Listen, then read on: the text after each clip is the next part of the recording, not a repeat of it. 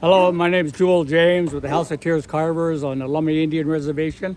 You, we're going to go to the Earth, Sky, and Water Alliance, and we appreciate all those protectors that organized that conference.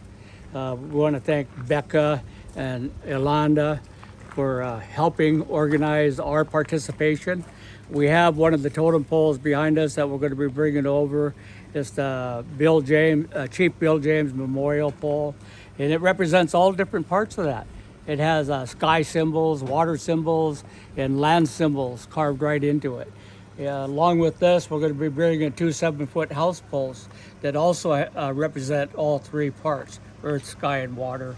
And we hope to share with the people there our cultural and traditional and ceremonial views of the need to protect the earth.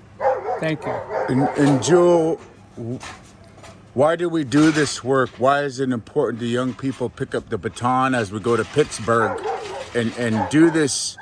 You know, it's a clean energy summit, but at the same time, some tribes are battling, like Thacker Pass, they're battling the destruction of their sacred site for the lithium, you know, for the batteries. Yes. And so what message, how can we share that with young people, why we do this work? Our big concern is that we have national and multinational corporations that believe everything's for sale. And they leave a lot of environmental degradation and devastation behind them. They destroy the quality of the air, the quality of the land, and quality of the water. We know there are tribes out there that are being targeted. Their areas are being going to be destroyed in order for these companies to get in there and get lithium. They have companies in there for their silver and the gold, and the people. And we're talking about all people, red, black, white, and yellow, will be left with nothing but devastation. These corporations have to be held accountable, and it's up to us to come together and protect the earth, protect the sky, protect the water. We can't do it alone either. We need church groups, environmental groups, citizens groups, and Native nations all working together. Our culture, our tradition, and our song, dance, and ceremonies, our symbols, our art, they all are a part of our traditional ceremonial cultural ways of life that taught us to respect the world around us, to not take more than is needed, and to always make sure there's something for the future generations. So we're hoping by showing up that we'll be able to enlighten the participating alliance members and anybody else that is monitoring or viewing on the internet or any of the social media sites the concern that all of us have about protecting earth, water, and sky. Tell us about the pole. Well, our late chief, he was a very strong ceremonialist, traditional man that was taught by the elders, and he was a basket weaver. So you see this figure standing on the basket. Him and his mothers were both basket weavers. We put a robe on him. They also wove the mountain goat or the wool blankets or the wool shawls.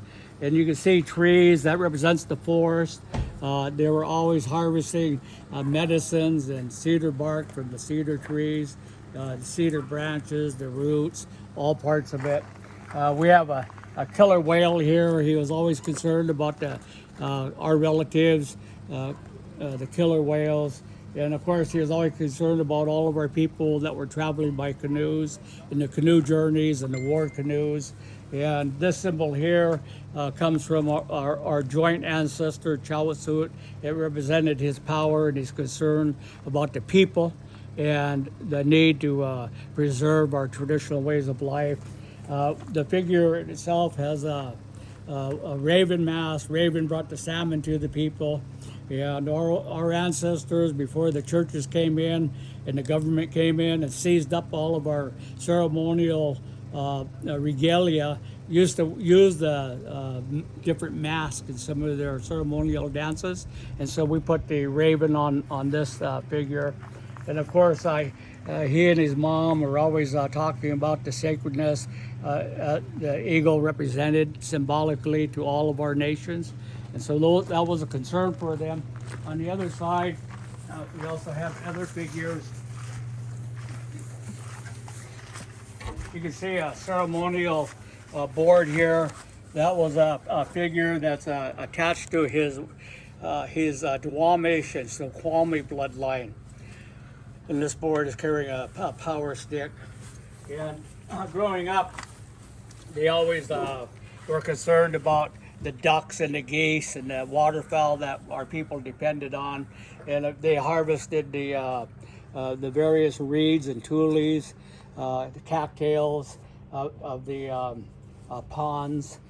So we have water and we have sky symbols and earth symbols throughout this whole totem pole. Yes, Sam. Any final words, Jewell? You want to share? Well, I know you're going through surgery. Yeah, I'm going to go through surgery tomorrow morning. I've been pretty disabled for the last 13 months, but I've been able to work like 3 or 4 hours a day on different carving. So I continued carving, and of course, my brother Doug and other members of the House of Tears Carvers are always there to help out. So I was never alone. But I'll be glad to get the surgery done. There is risk, and they say I could die on the table. And if I do, I want you to know I love all of you. And if I survive, then I'm going to say, if you quote me, I'll say you're a liar. I didn't say that.